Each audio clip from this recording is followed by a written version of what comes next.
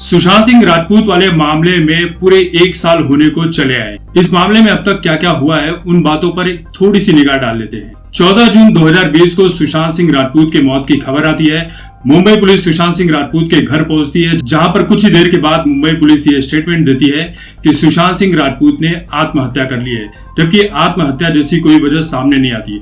उसके थोड़ी ही देर बाद, आधे घंटे के बाद, कुछ बॉलीवुड सेलिब्रिटीज वीडियो बनाते हैं और ये बातें कहते हैं कि सुशांत सिंह राजपूत ने डिप्रेशन के चलते आत्महत्या कर ली है, जबकि डिप्रेशन वाली जो बात थी वो रिया चक्रवर्ती ने 2 महीने के बाद पूछताछ में बताई थी कि सुशांत सिंह राजपूत डिप्रेशन का इलाज करवा रहे थे, जो कि एक फेक कहानी थी, रिया चक्रवर्ती के द्वारा बनाई गई थी। मुकेश भट्ट ने भी ये कहा कि सुशांत सिंह राजपूत मेरे पास सड़क 2 का काम मांगने आए थे, तो उस वक्त मैंने जब सुशांत सिंह राजपूत को देखा तो मैंने महेश भट्ट से यही कहा कि ये लड़का अपनी जिंदगी में बहुत ही ज्यादा अस्थिर है, यानी कि मेंटली डिस्टर्ब है, मेंटली ठीक नहीं है। जो हाल परवीन बाबी का हुआ था शायद वही हाल सुशांत के साथ भी हो सकता है, इस तरह की बातें बोली थी। जब सुशांत के फैंस को लगा कि नहीं, इस मामले में कुछ गड़बड़ है, तो सुशांत के फैंस ने केंद्र सरकार के ऊपर दबाव डालना शुरू किया। उसके बाद सुब्रमण्यम स्वामी ने केंद्र सरकार के ऊपर दबाव बनाया, जिसके बाद मोदी सरकार की इस केस में दखल होती है और मुंबई पुलिस से ये केस लेकर सीबीआई को दिया जाता है। सीबीआई के हाथों में जब केस आता है तो बहुत सारी धरपकड़ की जाती है, बहुत सारी चीजें सामने आती है और उन्हीं चीजों में रिया चक्रवर्ती का ड्रग से जुड़ा मामला भी सामने आता है। रिया चक्रवर्ती और उसका भाई शोविक चक्रवर्ती 1 महीने के लिए जेल की सजा भी काटकर बाहर आते हैं। बहुत सारे लोगों की तलाश होती है और उसके बाद सारे के सारे जितने भी लोग सुशांत सिंह राजपूत के घर में थे वो एकदम से गायब हो जाते हैं।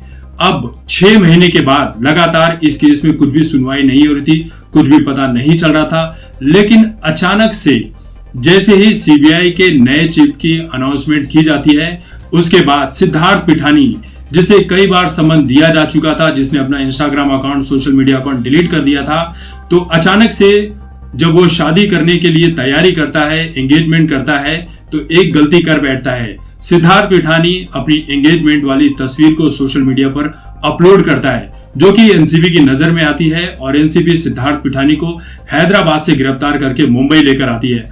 अब उसके बाद एक के बाद एक कई चीजें सामने निकल कर आ रही है। केशव और नीरज सरकारी गवाह बन चुके हैं। सुशांत सिंह राजपूत का जो बॉडीगार्ड है वो भी सरकारी गवाह बनने के लिए तैयार है। सिद्धार्थ पिठानी से जो पूछताछ की गई उसकी कस्टडी खत्म होने वाली, लेकिन उसके पहले उसे 14 दिन की जेल की सजा काटने के लिए भेज दिया गया है। तो फिर इन सारी चीजों का क्या मतलब निकल कर आता है? क्या 10 महीने सुशांत सिंह राजपूत केस में सीबीआई और एनसीबी ने उस वक्त कुछ भी नहीं किया था?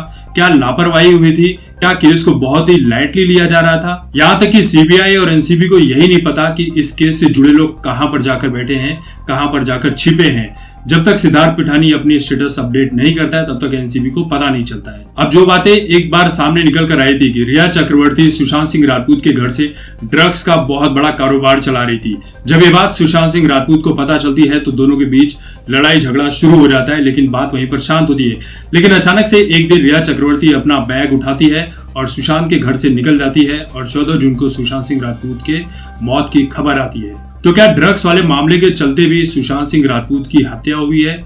इस विषय पर काम करना अभी बाकी है। सीबीआई काम कर रही है, कहां पर पहुंची है फिलहाल तो कुछ नहीं पता, लेकिन जरूर कुछ न कुछ निकलकर सामने आएगा, ऐसी उम्मीद की जा रही है। देखिए, सुशांत सिंह राजपूत का जो हाउस मैनेजर रह चुका था सैमुअल मिरांडा, उसे भी समन भेजा जा चुका है। उसकी भी गिरफ्तारी जल्द होगी, उससे पूछताछ होगी और पूछताछ में वो किस तरह के राज खोलता है ये देखना बहुत ही ज्यादा बड़ा होगा और किस तरह के सबूत सामने निकल कर आते हैं, जिसके बाद इस केस में कुछ नया देखने को मिल सकता है। यानी कि आप ये कह सकते हैं कि नए सीबीआई चीफ का सुशांत सिंह राजपूत वाले केस में आना बहुत कुछ बड़ा करने वाला है और एक बहुत बड़े काम के साथ बहुत बड़ी उम्मीद लेकर आया है कि सुशांत सिंह राजपूत को इंसाफ मिल सकता है। दोस्तों, आप लोगों को क्या लगता है कि क्या नए सीबीआई चीफ के आने के बाद से ही इस केस में एक नई उम्मीद जगी है कि सुशांत सिंह राजपूत को इंसाफ जल्दी मिल जाएगा?